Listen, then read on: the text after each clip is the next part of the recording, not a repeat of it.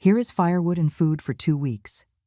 I am going to the Maldives with my wife, and I am taking all of your savings." Those were the exact words my son, Ethan, said to me as he closed the door of this snow-covered cabin 150 miles from the city. 150 miles of absolute nothing. Just trees, silence, and a cold that cuts right through to your bones. He took my phone from the table. He slipped it into his pocket as if it were his, as if I had no right to call for help, as if my life no longer mattered. "Oh, I changed the locks on the apartment." He shouted that from the car window with a smile that chilled me more than all the snow in the world. Jessica, his wife, was at the wheel, laughing at me.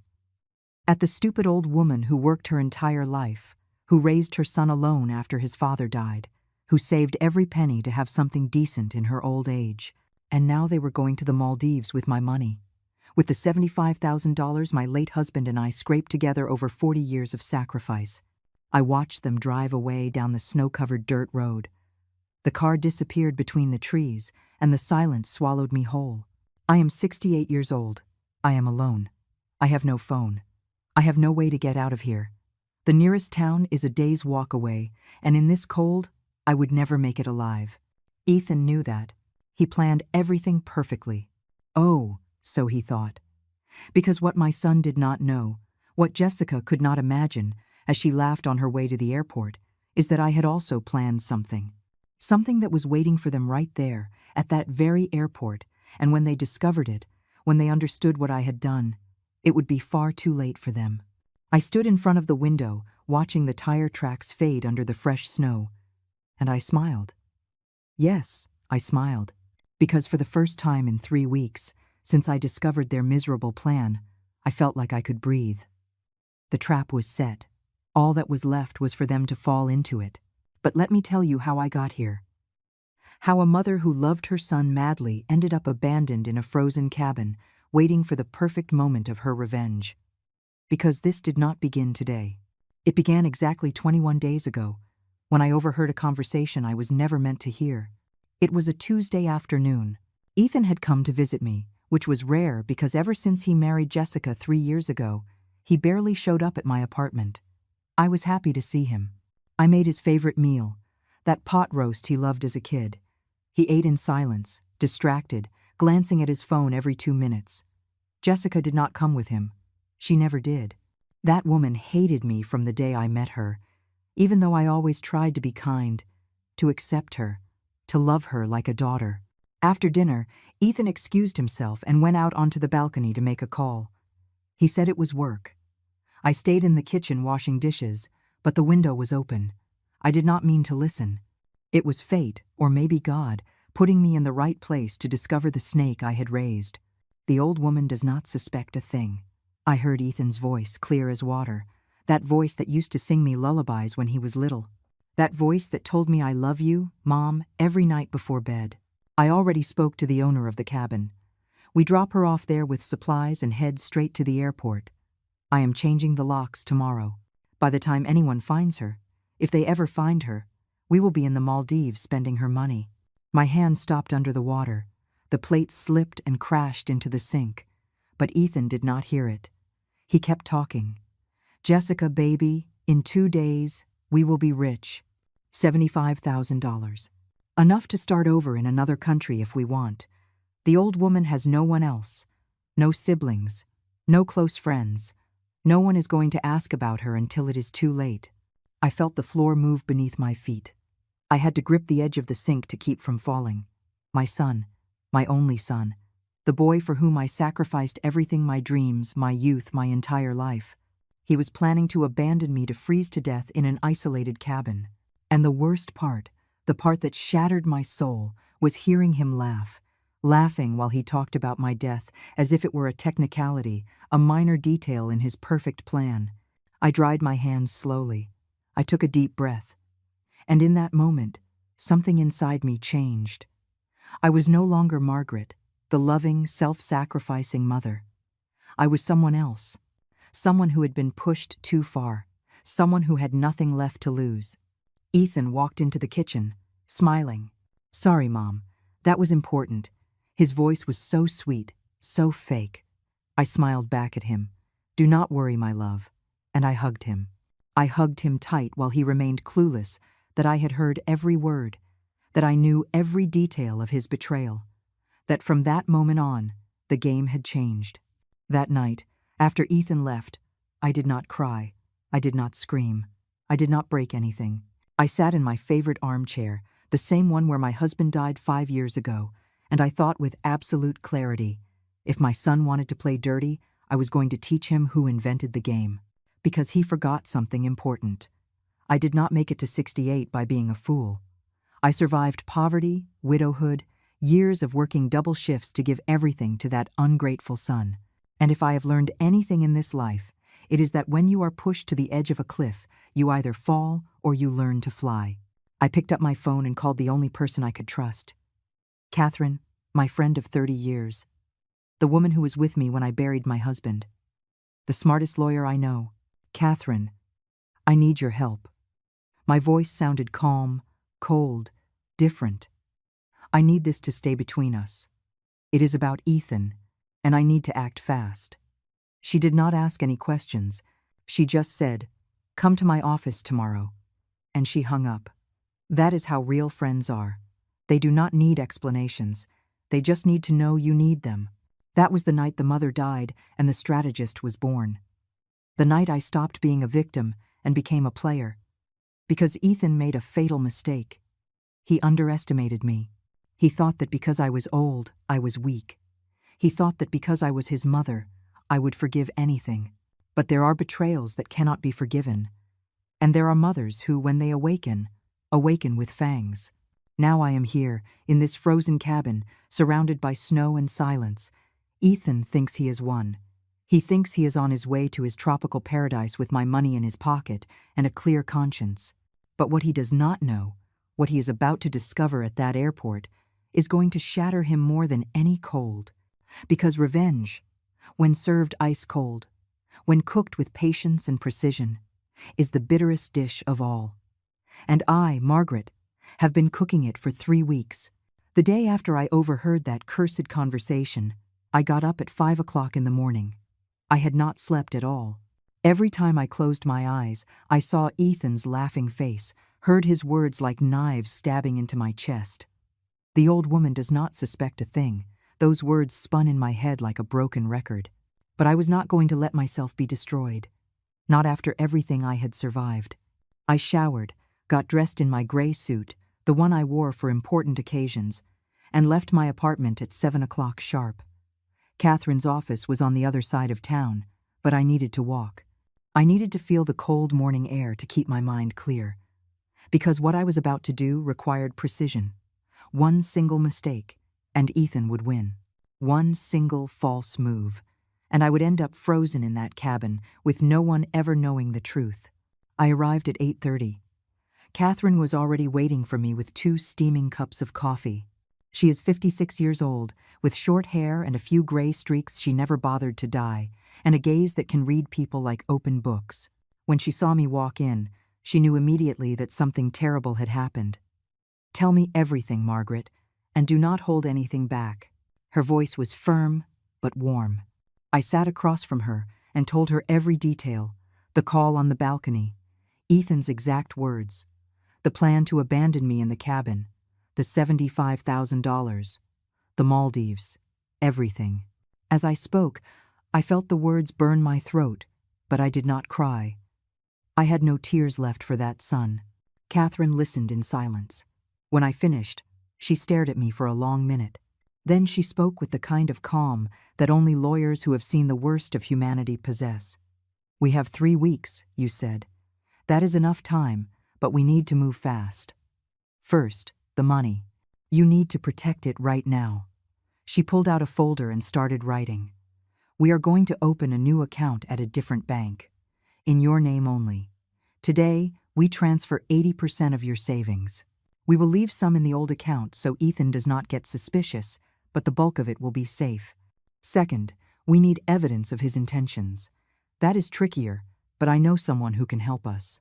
"Who?" I asked, though at that moment I would have accepted help from the devil himself to stop Ethan. "Vincent." He is a private investigator. He has worked with me on several family fraud cases. He is discreet, fast, and does not ask unnecessary questions. I am going to ask him to follow Ethan and Jessica. If they are planning anything else, he will find out.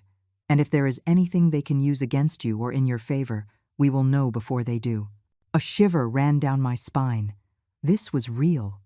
I was about to spy on my own son, to build a case against him as if he were a common criminal. But then I remembered his words. By the time anyone finds her, if they ever find her, and the guilt evaporated. He stopped being my son the moment he decided to leave me to die. Do what you have to do, Catherine. I will do my part. I am going to act like I know nothing. I am going to be the loving mother, the foolish old woman he thinks I am. And when the time comes, I will be ready. Catherine nodded and picked up her phone. In less than an hour, I was sitting in a different bank opening a new account. The representative, a young woman with glasses and a professional smile, explained all the details.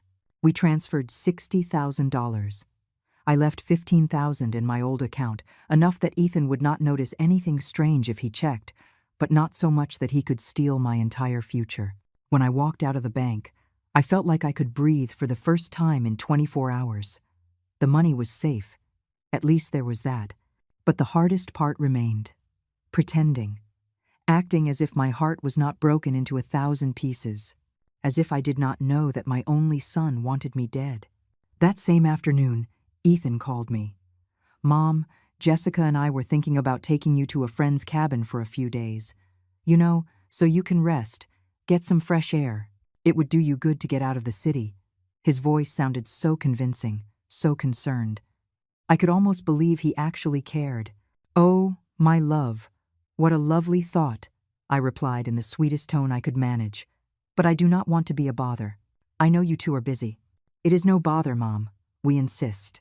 It is all arranged. We leave in 2.5 weeks. Pack warm clothes. It is going to be cold, but you will love the place. It is very peaceful. Peaceful? What a beautiful word for isolated, remote, perfect for abandoning someone. Thank you, son. You are so good to me. The words scraped my throat like ground glass, but I said them, because that was my part of the plan, to make him believe he had already won. The following days were a silent torture. Ethan came to visit more often, always smiling, always attentive. He brought me flowers, helped me with my groceries, asked me how I was feeling. It was all a show, and I played my part so well. I cooked for him, asked about his work, told him how much I loved him. 2 actors in a macabre play, each believing they were fooling the other. But while I acted during the day, at night I met with Catherine and Vincent. The investigator was a thin man in his 50s, with eyes that missed no detail. In our first meeting, he showed me photos. Ethan going in and out of pawn shops. Jessica meeting a man in coffee shops. Documents of debts I knew nothing about. Your son owes money, Mrs. Peterson. A lot of money, Vincent said, laying the papers on the table. About $30,000 between loans and credit cards. And your daughter-in-law, well, she has her own agenda. The man she is meeting is named Ryan.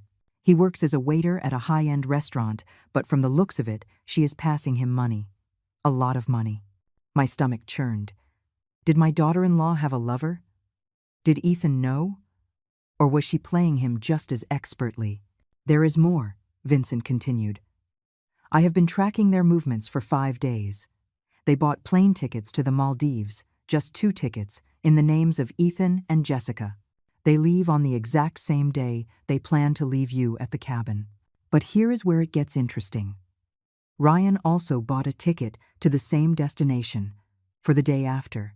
Catherine and I looked at each other. The full picture was starting to form, and it was worse than I had imagined. Jessica was not just planning to steal my money with Ethan. She was planning to abandon him too, to take everything and run off with her lover.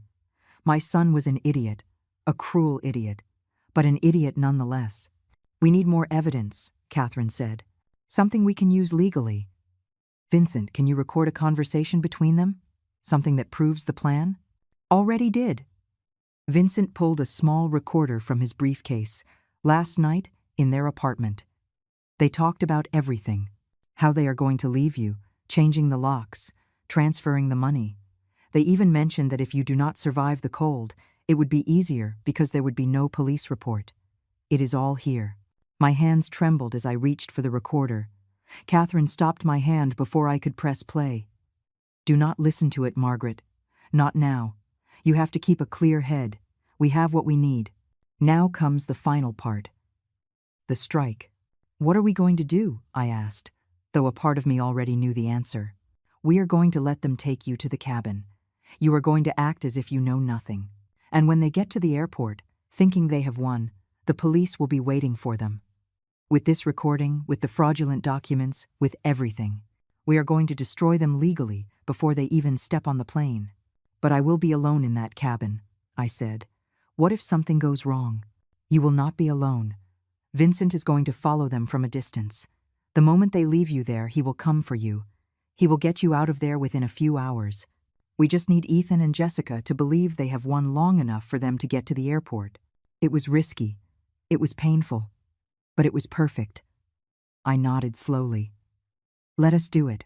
The next few days were the strangest of my life. I knew exactly what was going to happen.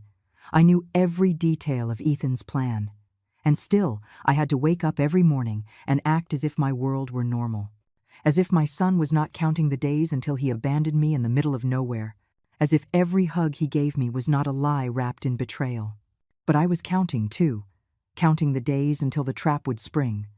And in the meantime, I prepared each piece of my revenge with the precision of a watchmaker. Because if there is one thing I have learned in 68 years of life, it is that patience is the most powerful weapon there is. The impulsive make mistakes. The patient win wars. A week before the trip, Ethan showed up at my apartment with some papers. Mom, I need you to sign this. It is just a temporary power of attorney, so I can manage your accounts while you are resting at the cabin. You know, pay your bills, that kind of thing. His smile was so natural, so rehearsed, I could almost believe he actually cared. I took the papers and read them slowly. Of course, they were a trap. With my signature, Ethan would have full access to my money. He could empty the entire account, and I would be powerless to stop him. I looked my son in the eyes. Those eyes that used to shine when he saw me come home from work as a boy, and I felt a mix of disgust and sadness so profound it almost broke me. Of course, son, I trust you. I signed with a trembling hand, but not from fear. It was from contained rage. He did not know that those papers were worthless, because the real money was no longer in that account. I let him take the documents, believing he had made his masterstroke. I let him smile victoriously as he said goodbye with a kiss on my forehead that burned my skin like acid. When he left, I called Catherine. I signed. He has access to the account with $15,000. Let him take it whenever he wants. That will be additional evidence of theft. She confirmed that everything was ready. Vincent had installed tiny cameras in strategic places, one on the dashboard of Ethan's car, another in their living room. We wanted to document everything, every word, every move, and Vincent delivered. 2 days before the trip, he showed me a video that chilled my blood more than any winter wind. It was Ethan and Jessica in their apartment, toasting with wine. The quality was perfect, the audio crystal clear. To the foolish old woman who is going to make us rich, Jessica said, raising her glass. Ethan laughed. He clinked his glass with hers and then kissed her. I already checked the account. 75,000, clean. As soon as we sign the transfer, we are gone. And she stays in her frozen cabin, thinking we are good people. His voice was as casual as someone talking about the weather. But then Jessica said something that not even Ethan expected. Did you buy my separate ticket to meet up with Ryan? Because I do not plan on staying with you any longer than necessary. As soon as we get to the Maldives and secure the money, you go your way, and I will go mine. We had a deal. The look on Ethan's face in that video was almost comical. He froze with the glass in his hand. What are you talking about? His voice sounded broken, confused. Oh, please, do not play dumb. Jessica laughed. Did you really think I wanted to spend my life with an indebted loser like you? You are a means to an end, Ethan. You always were. Ryan and I are going to enjoy that money while you finish paying off your pathetic debts. Ethan shot up from his seat. He was trembling. But this was your idea. You convinced me to leave my mother in that cabin. You planned everything, and you agreed to it without a second thought. Jessica replied coldly. So do not come to me now playing the victim. We are both trash, darling. The difference is, I accept it. I paused the video. I could not watch anymore. Vincent was beside me, silent. Mrs. Peterson, there is something else you need to know. His voice was careful, like someone about to deliver bad news. Your granddaughter, Sophie. The girl is staying with a neighbor during this time. Ethan told her you were sick and needed to rest far away. The girl knows nothing about the real plan. Sophie, my little 12-year-old Sophie, the only pure light left in this rotten family. She was innocent in all of this, and the thought of her suffering the consequences of her father's actions destroyed me in a way that not even Ethan's betrayal had managed. She cannot know anything about this until it is over, I told Vincent. Promise me the girl will be protected. I do not want her to see her father being arrested. I do not want her to carry that trauma. Vincent nodded. I have already spoken with the neighbor. She is a good woman. She will take care of Sophie until this is resolved. And Catherine is preparing documents for you to get temporary custody if needed. The last 2 days before the trip were a hell disguised as normalcy. Ethan would come by every morning to make sure I was packing the right things. Warm clothes. Mom, it is going to be very cold. His words sounded like concern, but I heard the threat behind them. Yes, son, I have packed everything. I even packed my favorite sweater, the one you knit for me when you were 15. Do you remember? He looked at the sweater, and for a second, just 1 second, I saw something in his eyes. Guilt? Regret? But it vanished as quickly as it came. Of course I remember, Mom. I am glad you still wear it. Lies. It was all lies wrapped in fake nostalgia. The night before the trip, I did not sleep.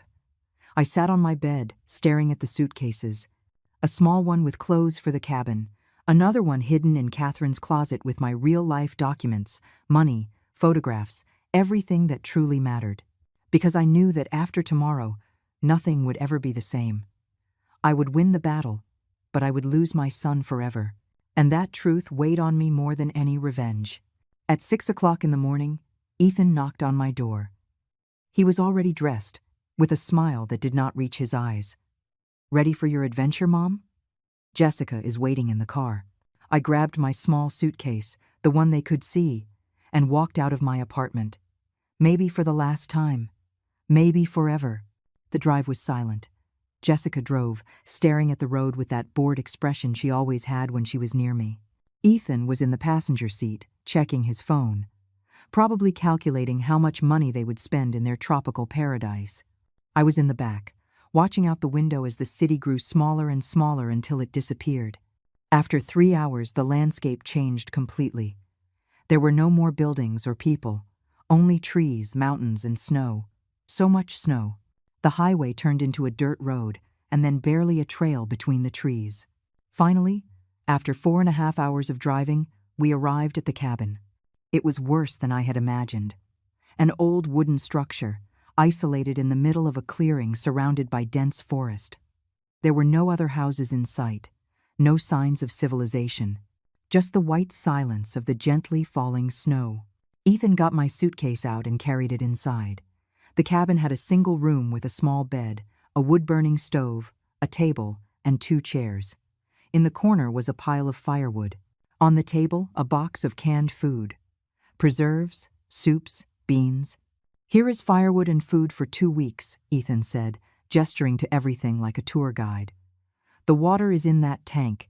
You have to ration everything because no one is coming until I get back for you. When are you coming back? I asked, my voice trembling.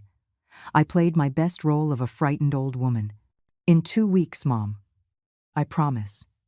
It is going to be a good rest for you. You will see. He hugged me. It was an empty, mechanical hug, but I held on, because I knew it was the last time I would hug my son before I destroyed his life. Jessica did not even get out of the car. She stayed there with the engine running. Ethan took my phone from the table where I had strategically left it. I am taking this because there is no signal out here anyway. I do not want you to get frustrated trying to call. Ethan headed for the door. I followed him. And then, just before getting into the car, he turned around with that icy smile. "Oh, I changed the locks on the apartment," he shouted from the car window as Jessica sped off. "In case you were wondering." I watched them drive away. The car's tires left deep tracks in the snow, and when they disappeared among the trees, when the sound of the engine faded completely, I just stood there, alone, with the wind cutting my face and the cold seeping into my bones, and I smiled. I smiled because I knew that at that very moment Vincent was following them from a distance. Because I knew that in exactly 6 hours, when they arrived at the airport, the police would be waiting for them. Because I knew that my son had just made the biggest mistake of his miserable life. I went into the cabin and closed the door. I reached under the mattress and pulled out the satellite phone that Vincent had hidden there 2 days before. I dialed Catherine's number. "I am inside. They are gone. Activate the plan. Consider it done," she replied. "In 6 hours, this will be over. Hang in there, Margaret. It is almost finished." I hung up and sat on the bed. I looked around that cold, miserable cabin where my son had intended to leave me to die, and I waited. Because revenge is not rushed. Revenge is savored slowly, like the finest of wines, and mine was about to be served. The hours in that cabin passed like centuries. I lit the wood-burning stove because the cold was real, biting. The kind of cold that reminds you that death can come quietly if you let your guard down. I sat near the fire with the satellite phone in my hands, looking at the clock every 5 minutes. Ethan and Jessica had been on the road to the airport for 3 hours now. 3 hours believing they had won. 3 hours imagining tropical beaches and my money slipping through their dirty fingers. But I knew the truth. I knew Vincent was following them 2 cars behind. I knew Catherine was at the police station with the district attorney, showing them the recordings, the fraudulent bank documents, the complete evidence of conspiracy for theft and endangerment of a vulnerable adult. I knew that every minute that passed was 1 minute less until the trap closed on them. The satellite phone rang. It was Catherine. "Margaret, they are 30 minutes from the airport. The police are in position. 2 officers at the main entrance. 2 more at the check-in area. We have a warrant to arrest them the moment they try to check in. How are you?" "Freezing, but alive." "And Sophie?" "With the neighbor. They told her you went to the doctor. She does not suspect a thing. When this is over, we will talk to her. But for now, she is safe and calm. Thank you, Catherine, for everything." My voice broke a little. "I do not know what I would have done without you. It is what friends do, Margaret. We protect each other. Now rest. I will call you as soon as they are arrested, and Vincent is on his way. He will be there in 2 hours to get you out of that horrible place." I hung up and stared at the fire. 2 hours, just 2 more hours in this frozen hell and I would be free. But a part of me, a small, stupid part that still remembered the boy Ethan once was, felt pain. Because a mother never stops being a mother, even when her son becomes a monster. Even when that son deserves every ounce of punishment he is about to receive. I closed my eyes and let the memories wash over me. Ethan at 5 years old, running to me with a drawing he had made in school. "Look, Mommy, it is you and me in a castle." Ethan at 10, crying in my arms because some kids made fun of him. "Do not listen to them, my love. You are perfect just the way you are." Ethan at 16, hugging me tight the day we buried his father. "I am not going to leave you alone, Mom. I promise." All those broken promises, all that love turned to ashes. Where did it all go wrong? Was it my fault for giving him too much? For protecting him so much that he never learned the value of sacrifice? Or are some human beings just born with a void that no amount of love can fill? The phone rang again. This time it was Vincent. "Mrs. Peterson, I am 20 minutes from the cabin. Is everything okay in there?" "I am fine. Just cold."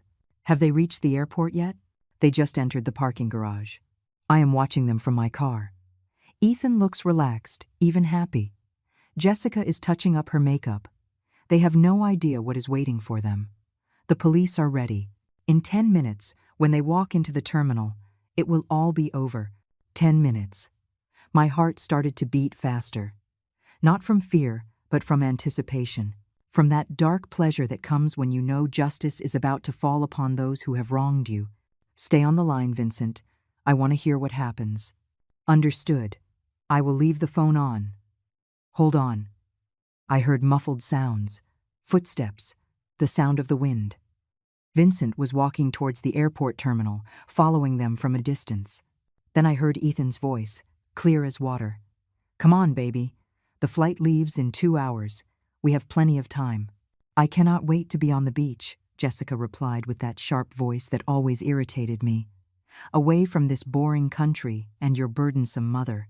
Soon, my love. Soon, Ethan sounded euphoric. And with $75,000, we can stay for 6 months if we want. Maybe we will never come back. There was a silence. Then I heard faster footsteps. And then the authoritative voice of a police officer. Ethan Peterson? Jessica Vargas? Yes? Ethan's voice changed instantly. It sounded confused, alarmed. What is going on? You need to come with us. There are charges against you for bank fraud, aggravated robbery, and endangerment of a vulnerable adult. You have the right to remain silent. What? This is a mistake, Ethan was shouting now. We have not done anything. Let me go. Jessica also started screaming. This is harassment. You cannot just arrest us like this. Call my lawyer. Ma'am, calm down, or we will have to handcuff you for disturbing the peace. The officer's voice was firm. Trained. We have video evidence, audio recordings, and fraudulent bank documents. You are both coming with us. There was a struggle, shouts, the sound of handcuffs closing, and then something I did not expect. Ethan yelled with true desperation. It was her idea. Jessica made me do it. I did not want to do this. I made you? Jessica's voice was pure venom. You were the one who signed the papers. You were the one who changed the locks. Do not blame me, you coward. You are both culpable, the officer intervened. And you can explain it to the judge. Let us go. The sounds grew more distant. Vincent came back on the phone. They are putting them in the patrol car now. People at the airport are staring. This is going to be on the news, Mrs. Peterson. Your son has just been publicly humiliated. Good, I said with a calm I did not recognize myself. Let the whole world know what kind of person he is. I am on my way now. I will be there in less than 2 hours. Get ready to leave. It is very cold, and it is going to get dark soon. I hung up and sat in that frozen cabin, processing what I had just heard. It was done. Ethan and Jessica were arrested. My money was safe. Justice had been served. So why did I feel this emptiness in my chest? Why were tears starting to roll down my cheeks without permission? Because it is one thing to plan revenge, and another thing entirely to see it through. Because hearing your son being arrested, hearing his broken and desperate voice, shatters something inside you that you did not know you were still protecting. Even when that son tried to kill you, even when he deserves it. I cried there alone, in the cabin that was meant to be my tomb. I cried for the boy Ethan once was. For the mother I tried to be. For the family we would never be again. I cried until I had no more tears left. Until the fire began to die down and the cold began to bite again. Then the phone rang once more. It was an unknown number. I answered cautiously. Hello? Grandma? The voice was small, scared, unmistakable. It was Sophie. Grandma, a police lady came to get me. She says Dad is in trouble. She says he did something bad. Is it true? Where are you? I felt the world stop. My granddaughter. My little Sophie, who was not supposed to know anything until it was all resolved. But someone had talked, someone had told her, and now her voice was trembling on the other end of the line, waiting for me to explain why her world had just collapsed. Sophie, my love. I am okay. I am coming back soon. Your dad made a very big mistake. But you did nothing wrong. None of this is your fault. Do you understand me? What is going to happen to Dad? She was crying. Grandma, I am scared. I do not want Dad to go to jail. He is a good person. He loves me. And there it was. Shattered innocence. The child who still believed in her father, confronted with the horrible truth of who he really was. And I was responsible for that. I had set in motion this machine of justice that was now grinding up everyone in its path, including this innocent child who deserved to carry none of this. My love, your dad does love you, but sometimes people we love do very bad things, and they have to pay for those things. When I get back, we will talk properly. I will explain everything. But right now, I need you to be strong. Can you do that for me? She sobbed. I do not want to be strong. I want everything to go back to normal. Me too, my love. Me too. But we cannot. Sometimes life changes, and there is nothing we can do to stop it. I love you, Sophie. Never forget that. I love you too, Grandma. The call ended. I stared at the phone in my trembling hands. And in that moment, I understood the full, brutal, devastating truth. I had won the battle against Ethan. I had protected my money. I had punished the guilty. But I had lost something far more valuable. I had broken my granddaughter. I had destroyed my family. I had sacrificed a child's innocence on the altar of my revenge. Vincent arrived an hour later. He found me sitting in the dark, the fire dead and my cheeks wet. Mrs. Peterson, we have to go. It is going to snow harder, and the road will get dangerous. I followed him in silence. We got into his car and began the journey back. The entire way, I did not speak. I just looked out the window as the snow covered everything, erasing the tracks, burying the past under white layers of forgetfulness. But I knew my past would not be buried so easily, that the consequences of what I had done were only just beginning to reveal themselves, and that the true price of my revenge was yet to be collected. I arrived in the city after dark. Vincent took me straight to Catherine's apartment because mine, my home of 30 years, now had changed locks and no longer legally belonged to me until a judge ordered otherwise. It was strange to feel displaced from my own life, as if the revenge I had planned with such precision had also erased my place in the world. Catherine was waiting for me with hot tea and a blanket. You look terrible, Margaret. Come, sit down. You need to rest. She guided me to her sofa and wrapped me up as if I were a child. For the first time in weeks, I felt I could let my guard down, that I could stop being the cold strategist and go back to being just a tired, broken woman. What happened at the police station? I asked after taking a sip of tea that burned my throat but made me feel alive. Catherine sighed and sat across from me. Ethan and Jessica are in custody. The charges are serious. Fraud, aggravated robbery, attempted endangerment with risk of death.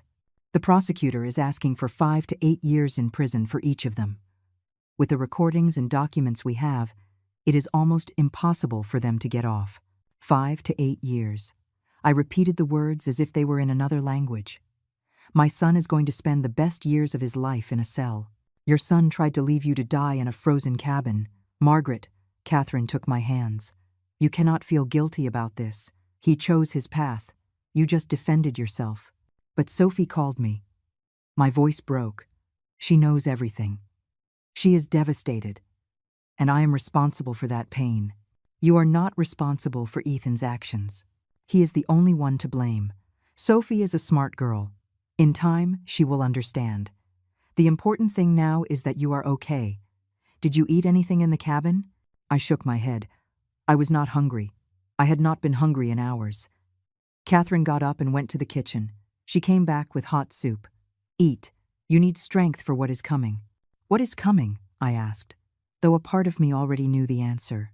There is a hearing tomorrow. The judge will determine if they remain in pretrial detention or if they can be released on bail.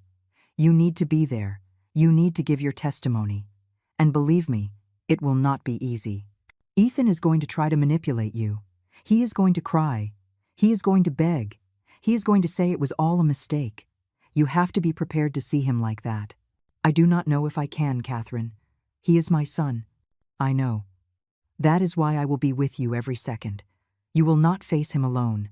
That night I slept in Catherine's guest room, but I did not rest.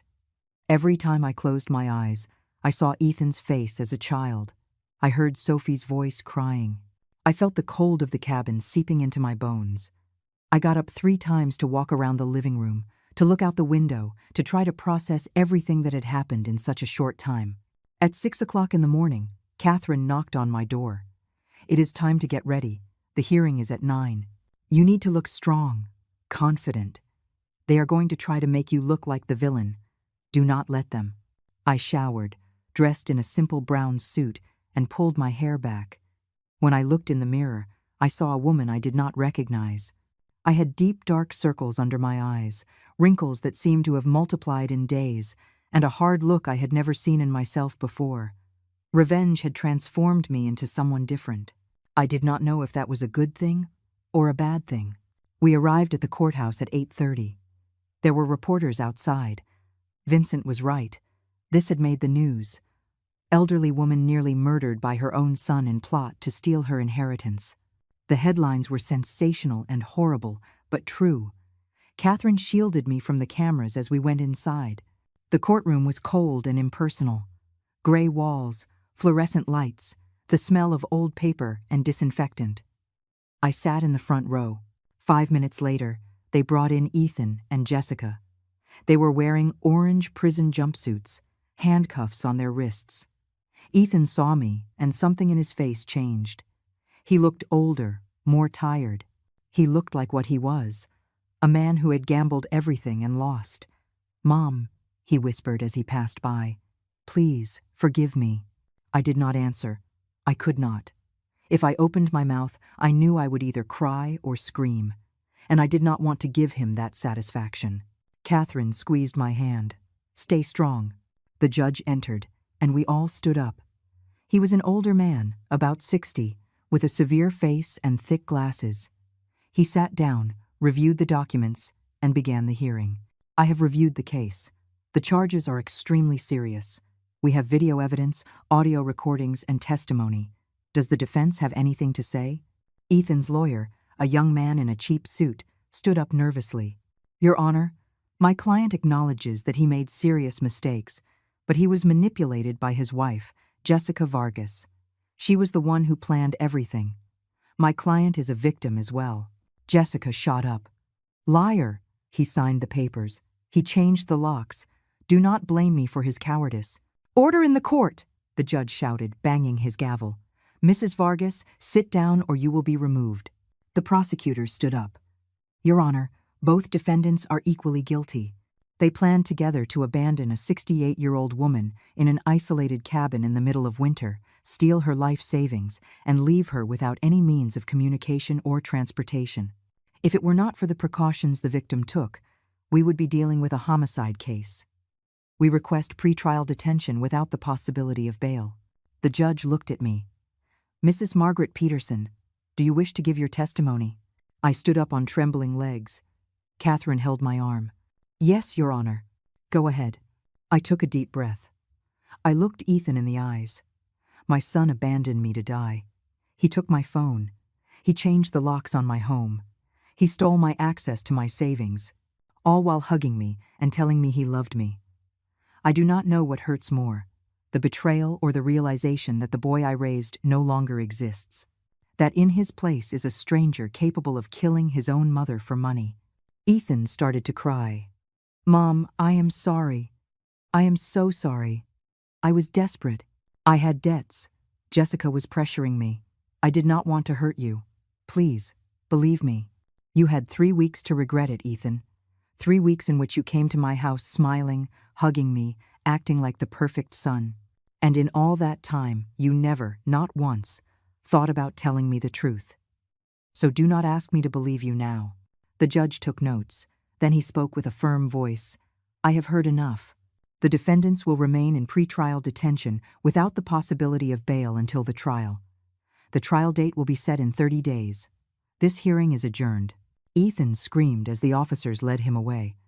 "Mom, do not do this. I am your son. You cannot leave me here." But I had already turned away. I was already leaving that courtroom with Catherine by my side. And as I walked down that long, cold hallway, listening to Ethan's screams fade behind me, I understood something terrible. I had won. Justice was on my side. My son would pay for what he did. But victory did not taste the way I thought it would. There was no relief or peace, just a huge, painful void where love used to be. The days after the hearing were the strangest of my life. Catherine helped me get my apartment back. A locksmith came and changed the locks again, this time with keys that only I had. I walked into my home after almost a week, and everything looked the same, but it felt different, as if the ghost of betrayal floated in every room. The coffee cup Ethan had used the last time he visited was still in the sink. His fingerprints were probably still on the doorknob. Everything was a reminder that my life would never be the same again. Vincent came by that afternoon with news. "Mrs. Peterson, you need to know something important. Jessica is pregnant. 3 months. The authorities found out during the routine medical exam in prison." I felt the floor move beneath my feet. "Pregnant? With Ethan's child?" Vincent shook his head slowly. "We did the research. The baby is not your son's. The dates do not match up. Jessica was with Ryan, her lover, right around the time of conception. Ethan does not even know yet." My God. I sat down heavily on the sofa. So Ethan was not only betrayed by his mother, according to him, but also by his wife. He is locked up in there, thinking he at least has Jessica, without knowing she used him from the very beginning. "There is more," Vincent continued. "Ryan was also arrested. It turns out he has a record for fraud. He has conned 3 women in the last 5 years. Jessica was just another victim on his list. He convinced her to steal your money by promising they would run away together, but in reality, he planned to take everything from her and disappear. She did not know that either. It was almost comical if it were not so tragic. A chain of betrayals where each link thought they were the smartest, without realizing they were all both victims and perpetrators at the same time. Ethan betraying me. Jessica betraying Ethan. Ryan betraying Jessica. And all of them ending up in the same prison, paying for their greed. "And Sophie?" I asked. "The only thing that truly mattered to me. Where is my granddaughter?" With social services, temporarily, Vincent showed me some papers. "They are evaluating who can have custody of her. You are the most logical choice, but they need to make sure you have the emotional and financial capacity to care for her. They are going to visit you tomorrow to do an assessment." Tomorrow. I did not even have time to process my own tragedy, and already I had to prove I could be responsible for a traumatized 12-year-old girl. But Sophie was innocent. She did not deserve to suffer for her father's sins. "I will do whatever is necessary," I said firmly.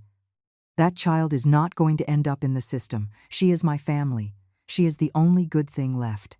That night, I cleaned the room that had been Ethan's when he was a boy.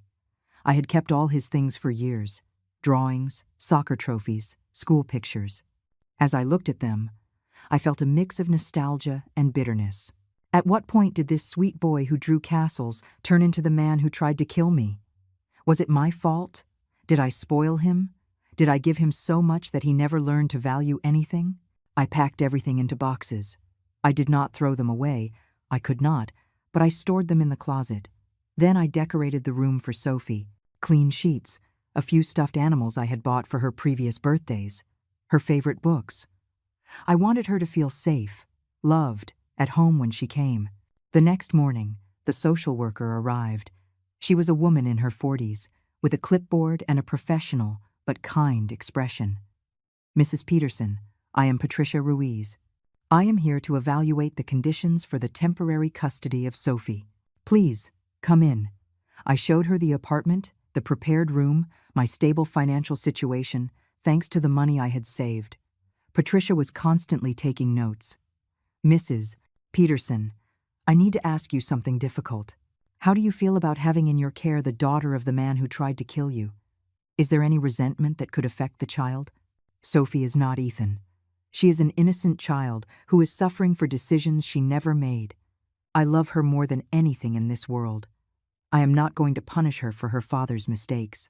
On the contrary, I'm going to protect her from all of this as best I can." Patricia nodded. "And if Sophie wants to visit her father in prison, would you support her?" The question hurt, but I answered honestly. If Sophie wants to see Ethan, I will not stop her. He is still her father. She has the right to form her own opinion of him. I am not going to speak ill of Ethan in front of her, even if it is difficult for me. I promise that. Very well. Patricia closed her clipboard. I am going to recommend that Sophie be placed in your temporary custody, but she will need therapy, Mrs. Peterson, both she and you. This is a huge trauma for a child her age. There is an excellent child psychologist who can help you. Are you willing?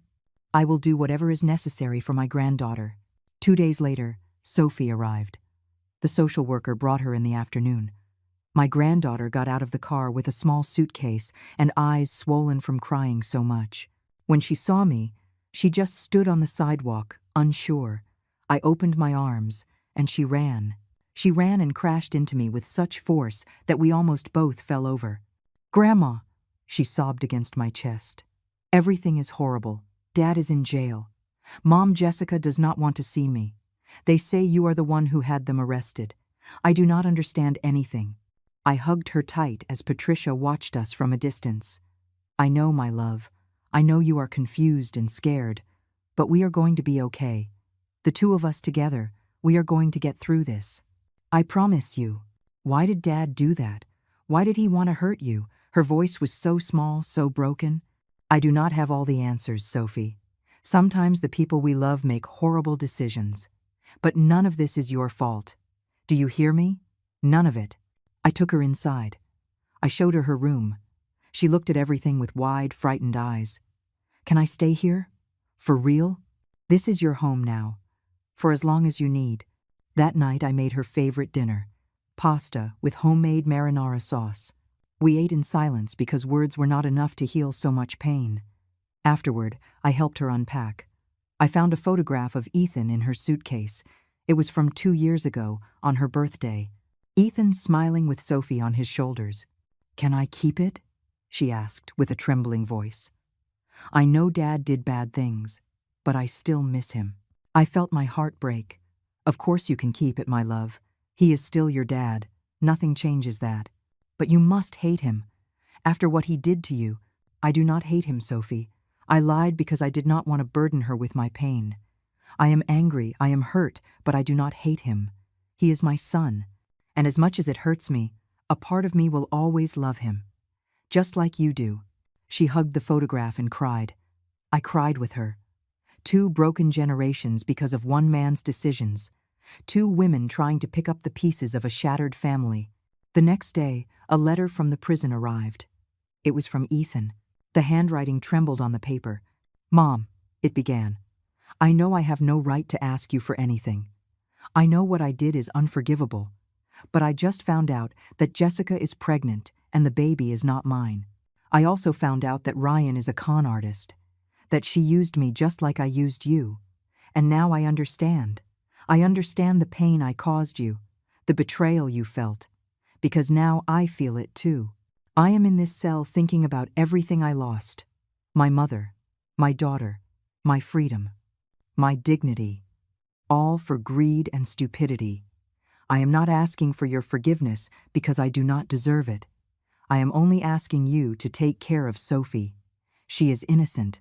Do not let her pay for my mistakes." "Ethan." I folded the letter slowly. I did not tear it up. I put it in a drawer with all the other lies and truths of my life, because that was the legacy of my revenge. There were no absolute villains or perfect heroes. Just broken people doing terrible things, paying incredibly high prices, and leaving scars that would never fully heal. The following weeks were a mix of forced routine and silent pain. Sophie started school again but came home quiet, distant. The other kids already knew about her father. The news had covered the case with morbid sensationalism. Son abandons elderly mother to die in frozen cabin for inheritance. The headlines were cruel and exaggerated, but the damage was done. My granddaughter was now the monster's daughter. One afternoon I found her crying in her room. She had torn up the photograph of Ethan. The pieces were scattered on the bed like fragments of a life that no longer existed. "I do not want it anymore," she said between sobs. "I hate him. I hate what he did. I hate that everyone at school looks at me like I am just like him." I sat beside her and carefully picked up the pieces of the photo. "Sophie, you do not have to hate him to be angry with him, and you are definitely not like him. You are good, you are noble, you are everything he should have been and was not. But I have his blood. The kids say that evil is inherited, that I will probably be bad too when I grow up. That is a lie. Evil is not inherited, it is chosen. And every day you choose to be kind, to be strong, to keep going despite the pain. That is what defines you, not your father's mistakes." She hugged me and cried until she fell asleep in my arms. I stayed there, holding that broken child, wondering if we would ever truly heal or if we would just learn to live with the open wounds. The trial came faster than expected. 30 days after the initial hearing, Ethan and Jessica were brought before the court to hear their sentence. Catherine had warned me it would be difficult, but nothing prepared me for what I saw when they entered the room. Ethan had lost weight. He had deep dark circles under his eyes and the empty gaze of someone who had already given up. Jessica, on the other hand, looked furious. Her pregnancy was now slightly noticeable under the prison uniform. She looked swollen, tired, and resentful of the entire world. The judge reviewed all the documents, listened to the final testimonies, and then spoke with a firm, clear voice. After reviewing all the evidence, this court finds Ethan Peterson and Jessica Vargas guilty of aggravated fraud, robbery with intimidation, and endangerment of a vulnerable adult with risk of death. The sentence for Mr. Peterson is 7 years in prison. For Mrs. Vargas, considering her pregnancy, 6 years with the possibility of house arrest after giving birth if she maintains good conduct. Ethan did not react. He just bowed his head as if he already knew this was coming. Jessica, however, exploded. "This is unfair. I was manipulated. Ryan tricked me. I am a victim too. Mrs. Vargas, you actively planned the abandonment of an elderly woman. The recordings demonstrate your full participation. The fact that you were also deceived by a third party does not absolve you of responsibility for your own actions." The sentence is final. The officers took them both away. Jessica was screaming and fighting. Ethan just looked at me one last time before he left. His eyes said everything his words could not. "Forgive me. I love you. I am sorry." But it was too late for that. Too late for everything. Outside the courthouse, the reporters surrounded us.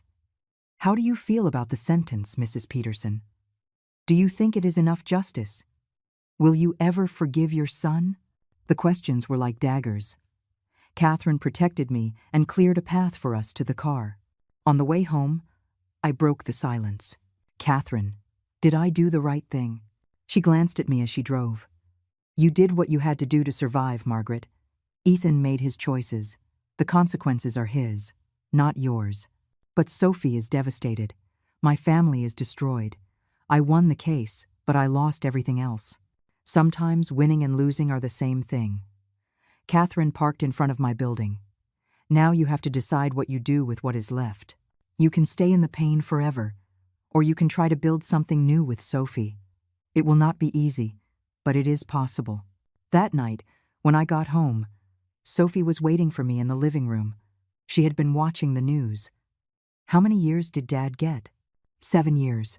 She nodded slowly, processing the information. "That means when he gets out, I will be 19. I will already be grown up." "Yes, my love. Do you think he will be different by then? That he will be truly sorry?" "I do not know, Sophie. Prison changes people, but not always for the better. The only thing I know is that in these 7 years we are going to move forward. We are going to heal, and we are going to build a good life together. Can I visit him?" Her voice was small, afraid of my answer. "I know what he did was wrong. I know he hurt you, but he is still my dad, and I miss him." I felt my throat tighten. "Of course you can visit him. Whenever you want, I will take you." "Really? You are not angry?" "I am angry with your dad, not with you. And you have the right to love him and miss him. Nothing he did changes the fact that he is your father." Sophie threw her arms around me. "Thank you, Grandma. Thank you for not making me hate him." 2 weeks later, we made the first visit to the prison. The place was cold, gray, full of bars and guards with expressionless faces. They checked us thoroughly before letting us pass. Sophie was trembling as we walked down the long hallways that smelled of disinfectant and despair. Ethan was waiting for us in the visiting room. When he saw Sophie, his eyes filled with tears. "Princess," he whispered. "My princess." Sophie ran to him and hugged him across the table. "Dad, I missed you so much." Ethan cried openly, without shame, hugging his daughter as if she were the only thing keeping him alive. I stayed at a distance, watching. Ethan looked at me over Sophie's head. "Thank you. He mouthed without a sound. Thank you for bringing her. I nodded in silence. It was not forgiveness. Not yet. Maybe never. But it was an acknowledgement that Sophie needed this, and that I was not going to use my granddaughter as a weapon in a war that was already over. The visit lasted 30 minutes. Sophie told him about school, about her new room, about her friends. Ethan listened as if every word were gold. When the time was up and the guard signaled for us to leave, Sophie did not want to let go. I love you, Dad. I am going to come every week. I promise. I love you too, Princess. And I am sorry. I am sorry for everything. Ethan looked at me directly. Mom, I am sorry too. I know it does not mean anything now, but it is the truth. I did not respond. I just took Sophie by the hand and we left. Because some wounds are so deep that apologies are not enough. Some betrayals are so great that forgiveness is not possible, at least not yet. In the car, Sophie was quiet. Finally, she spoke. He looks so sad, Grandma. So different. Prison changed people. Do you think you will ever forgive him? I looked at the road ahead, the city lights twinkling in the distance. I do not know, Sophie. There are things that hurt so much you do not know if they will ever stop hurting. But what I do know is that I am going to try. Not for him. For me. Because carrying so much hate is killing me inside. That night, alone in my room, I took Ethan's letter out of the drawer. I read it again. The words were still the same, but something in me had changed. The rage was still there, but now it was accompanied by something else. Exhaustion, sadness, and a question that would not let me sleep. Was it worth it? Was it worth destroying my son to save myself? 6 months after the trial, life had found a strange but functional rhythm. Sophie visited Ethan every 2 weeks. I would accompany her, but I would stay outside in the waiting room, reading old magazines while my granddaughter spent half an hour with her father. I did not have the strength to face him yet. Every time I thought about looking him in the eye, I remembered the cold of that cabin, his words planning my death, and something inside me would shut like a steel door. Therapy was helping, but it was slow and painful. The psychologist, Dr. Ramirez, was a patient woman who asked me difficult questions every week. What do you feel when you think about Ethan? Is there any part of you that wants to forgive him? How do you handle the guilt of having sent him to prison? I would answer with brutal honesty. I feel rage. I feel betrayal. And yes, I feel guilty, even though I know I should not. One afternoon, during our session, Dr. Ramirez confronted me. Margaret, you saved your own life. Ethan made decisions that led him to prison. You are not responsible for his actions. Why do you keep punishing yourself? Because he is my son. Because I raised him. Because at some point, something went wrong, and I do not know if it was my fault. My voice broke. What if I gave him too much? What if I never taught him to value things because I always gave him everything? What if I created the monster that tried to kill me? Or maybe Ethan just made his own choices as an adult. Maybe you were a good mother, and he decided to be a bad son. Both things can be true at the same time. Her words haunted me for days. Could it be true? Could I stop blaming myself and accept that Ethan was responsible for his own destiny? It was harder than it sounded. Because mothers always find ways to blame themselves. We always find cracks in our actions, mistakes in our decisions, moments when we should have done something different. Meanwhile, Sophie was slowly blossoming. She had made 2 new friends at school, girls who did not judge her for her father's mistakes. She started to smile more. Sometimes, I would hear her singing in her room while doing her homework. Small moments of normalcy that filled my heart. But she also had nightmares. I would wake up in the night hearing her scream. I would run to her room and find her sweating, crying, trapped in dreams where her father abandoned her or where I disappeared. I would hug her until she calmed down, whispering that everything was okay, that we were together, that no one was going to separate us. One day, an unexpected letter arrived. It was from Jessica. She had given birth in prison a month ago. A boy. She had given him up for adoption because she had no way to care for him and no one who wanted him. The letter was short and bitter. Mrs. Peterson, she wrote in tight script. I hope you are happy. You destroyed my life, your son's life. and now an innocent child will grow up without knowing his mother, all for your revenge. I hope it is worth living with that on your conscience." I tore the letter into pieces. The rage returned like a wave. How dare Jessica blame me? She had planned to rob me, abandon me, leave me to die. She had betrayed Ethan with her lover. She had used everyone around her for her own benefit. And now, from her cell, she was trying to make me feel guilty for the consequences of her own actions. But that night, I could not sleep. Because as much as I hated to admit it, Jessica was right about one thing. An innocent child had paid the price. A baby who did not ask to be born in the middle of this disaster would now grow up without a family, without knowing who his parents were, marked by a story he did not even understand. And yes, a part of me carried that responsibility. I told Catherine about the letter. She listened in silence and then spoke with that clarity she always had. "Margaret, you did not force Jessica to get pregnant by her lover. You did not force her to plan a robbery. You did not force her to betray your son. She made every one of those decisions on her own. The baby is a victim, yes, but not because of you. He is a victim of his biological parents' decisions.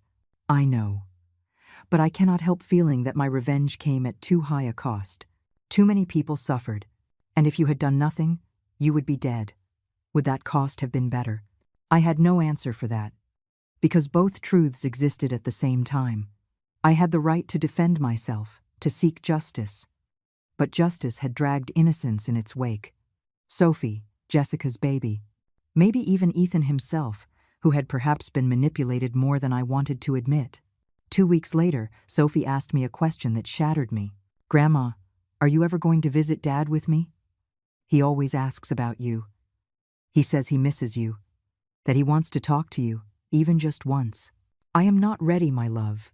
When will you be ready? It has been 7 months. He is in there alone, paying for what he did. Do you not think he has suffered enough? Sophie, what your dad did is not erased by 7 months in prison. He tried to kill me, but he is still your son, and my dad. And I know it hurts you just as much as it hurts me. I see you crying at night when you think I am asleep. I hear you talking to yourself, wondering what you did wrong. Would it not be better to talk to him? To try to understand?" Her words hit me like a fist to the stomach. She was right. Sophie, at only 12 years old, saw things I was trying to hide. She saw my pain, my guilt, my need to close this chapter in some way. "Let me think about it," I finally said. That night, alone in my room, I made a decision. I was going to visit Ethan, not because I had forgiven him, not because I was ready, but because I needed to look him in the eyes and tell him everything I had held inside for all these months. I needed him to know exactly what he had done to me. And I needed to hear, one last time, if there was anything in him worth saving. I called the prison the next day and scheduled an individual visit. The guard gave me a date for Friday. 3 days. 3 days to emotionally prepare myself to face the man who gave me life and then tried to take it away. Catherine offered to come with me. I declined. This was something I had to do alone. Sophie was excited when I told her, "Are you really going? Are you going to talk to him? Maybe now everything can start to get better. Do not get your hopes up, my love. I am just going to talk. Nothing more." But deep down, I too had a small hope. A hope that maybe, just maybe, I would find some answer in that conversation. Some closure, some way to truly begin to heal. Friday came too quickly. I dressed carefully, as if for an important appointment. In a way, it was. It was the appointment where I would finally confront my son without lawyers, without judges, without anyone but the two of us and the raw truth between us. The drive to the prison was long. Every mile made me doubt. What was I going to say? Where would I start? How do you summarize months of pain in a 30-minute conversation? I arrived at the prison at 2 o'clock in the afternoon. They searched me, took everything except my identification, and guided me down those gray hallways I already knew from taking Sophie. But this time was different. This time, I was the one going into that room. I was going to sit across from Ethan. I was going to look him in the eyes. And I had no idea what would happen next. The visiting room was smaller than I remembered. Or maybe it was me who felt smaller. I sat in the hard plastic chair and waited. My hands were trembling on the table. I took a deep breath, trying to calm myself. But my heart was beating so hard I felt like everyone in that prison could hear it. The door opened, and Ethan walked in. He looked worse than the last time I had seen him. Thinner, with more gray hair, his skin ashen as if sunlight were just a distant memory. When he saw me, he stopped short. His eyes filled with tears instantly. "Mom," he whispered, as if he could not believe I was there. "Sit down, Ethan." My voice came out colder than I intended, but I did not apologize. He sat down slowly, never taking his eyes off me. Several seconds passed in silence. Finally, he spoke in a broken voice. "I did not think you would come. After everything I did not think you would ever want to see me again. I did not come because I have forgiven you. I came because I need to tell you something. I need you to understand exactly what you did to me, and I need to listen to you. I need to know if there is anything in you worth saving, or if the son I raised died a long time ago." Ethan lowered his head. "Whatever you want to say to me, I deserve it. All of it. I am not going to defend myself or make excuses. I have no excuses left. Good. Because I have 7 months of things stored up in here." I touched my chest. 7 months of wondering where I lost you. At what point you stopped being the boy who would hug me and tell me I was the best mom in the world. At what point you forgot that I worked double shifts for years so you could have food, clothes, and education. That I buried your father and carried on just for you. Mom, I know, and I hate myself every second for what I did." "You hate yourself?" I felt the anger rising. "Because I hate myself too, Ethan. I hate myself for not seeing the signs, for giving you so much that you never learned to value anything, for protecting you so much that you never learned to face consequences." My voice broke. "I hate myself for still loving you despite everything." Ethan began to cry openly. I tried to stay strong, but tears came to my eyes as well. "Do you know what it feels like to be in that frozen cabin, alone, knowing that your own son left you there to die? It is not the cold that hurts, Ethan. It is the betrayal. It is understanding that the person you loved most in the world hates you so much they would rather see you dead." "I did not hate you, Mom. I never hated you. I was desperate. I was blinded by debt, by Jessica pressuring me, by the fear of losing everything. But I never hated you." "Then explain to me how someone who does not hate can coldly plan their mother's murder, because that is what it was, Ethan. Murder. If I had not discovered your plan, I would be dead, and you would be in the Maldives spending my money without an ounce of remorse." He sobbed, his face in his hands. "You are right. Everything you are saying is true. I am a monster. I am the worst piece of trash that exists. And if I could go back in time, if I could change every decision I made, I would. But I cannot. I can only tell you that I love you, that I am sorrier than anything in the world, and that I understand if you never forgive me. Sophie comes to see you every 2 weeks. I changed the subject because I could not keep talking about forgiveness. She loves you despite everything. She defends you at school when the kids make fun of you. She cries at night, missing you. That girl is the only reason I am still functioning. Because if I fall apart, she falls apart. And I will not let your mistake destroy her future too. She is the best thing that ever happened to me. And the best thing I did was not involve her in this. At least I did that right." "Do you know that Jessica had the baby?" I asked, watching his reaction. Ethan nodded bitterly. "I heard. A boy that is not mine. A boy she gave up for adoption. Another life ruined by our decisions. Ryan wrote to me once, you know, from his prison. He told me that Jessica was just a job for him, that he never loved her, that I was a useful idiot in his plan. He is right. I was an idiot in every sense of the word. You will not get any pity from me, Ethan. You all made choices. You all paid the consequences. I am not looking for your pity, Mom. I just want you to know that these 7 months in prison have taught me more than the 38 years I lived outside. I have had time to think, to remember everything you sacrificed for me, to understand that what I did is unspeakable, and to accept that maybe I will never leave here as the person I should have been. But at least I am going to try. I looked at my son, this broken man who was once my baby, and I felt something strange. It was not forgiveness. Not yet. But it was something like understanding. He had made bad decisions. He had repaid good with evil. He had betrayed the most sacred trust. But he was still human. He was still capable of regret, of suffering, of trying to change. I do not know if I can ever forgive you, Ethan. I spoke slowly, choosing each word with care. I do not know if these wounds can ever heal. But I came today because Sophie needs me to try. Because she loves you, and I love her. And because carrying so much hate is killing me inside. What can I do? Is there anything I can do to start fixing this? You can be better. You can use these years to really change. Not just say you will. You can write letters to Sophie where you teach her what you have learned, where you tell her not to make your mistakes. You can turn this tragedy into a lesson. Not for me, for her. I will. I swear to you I will. And Ethan, one more thing. My voice hardened. If you ever, at any point in your life, hurt that girl again in any way, there will be no second chance. There will be no more visits. There will be no more letters. You will lose her forever. Do you understand? I understand. And I promise you I will never hurt anyone again. Especially not Sophie. She is the only pure thing I have left. The guard knocked on the door. Time. I stood up slowly. Ethan stood up too. We stood there, separated by a table that seemed like a chasm.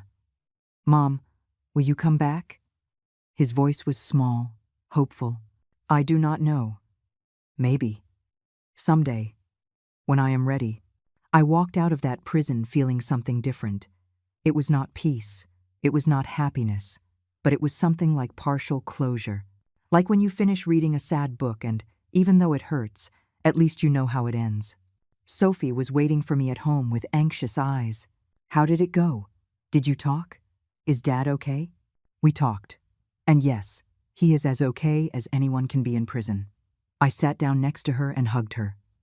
Sophie, your dad made terrible mistakes, but he is still your dad, and he loves you. And I am going to try, just try, to find a way to heal. It will not be fast or easy, but I am going to try. For you, for me, maybe even for him. Does that mean that someday everything will be okay? It means that someday the pain will be smaller, that we will learn to live with what happened, that we will build something new from the ruins. It will not be like it was before, but it will be ours. And that will have to be enough. That night, for the first time in months, I slept without nightmares. I dreamed of snow, but this time it was not threatening. It was just snow, falling gently on an empty road. And I was walking down that road, holding Sophie's hand. I did not know where it led, but I knew we were not alone. 6 months later, I received a letter from Ethan. It was different from the previous ones. He did not ask for forgiveness. He did not make excuses. He just wrote about how he had started teaching reading classes to other inmates. How he had discovered that teaching gave him purpose. How every day he tried to be a little better than the day before. At the end of the letter, he wrote something that made me cry. Mom, I have learned that redemption does not come from one single big decision, but from 1,000 small decisions every day. Deciding to be kind, deciding to help, deciding not to give up. I do not know if I will ever deserve your forgiveness. But every day I decide to try to deserve it. For you, for Sophie, for the man I should have always been. I put the letter in a box with all the others. Someday, when Sophie was older, I would give them to her, so she could understand that people are complex, that good and evil are not absolutes, that we all carry our scars and our choices. I stood in front of the window, looking out at the city. It was October again. 1 year since it all began. The snow would be coming soon. But this time, I was not afraid of it, because I had survived the coldest winter of my life, the one that came not from the outside, but from within. And if I could survive that, I could survive anything. I looked at my reflection in the glass. Margaret, 69 years old. Mother, grandmother, survivor. Not perfect, not without scars, but alive, still standing, still fighting. And that, I discovered, was victory enough.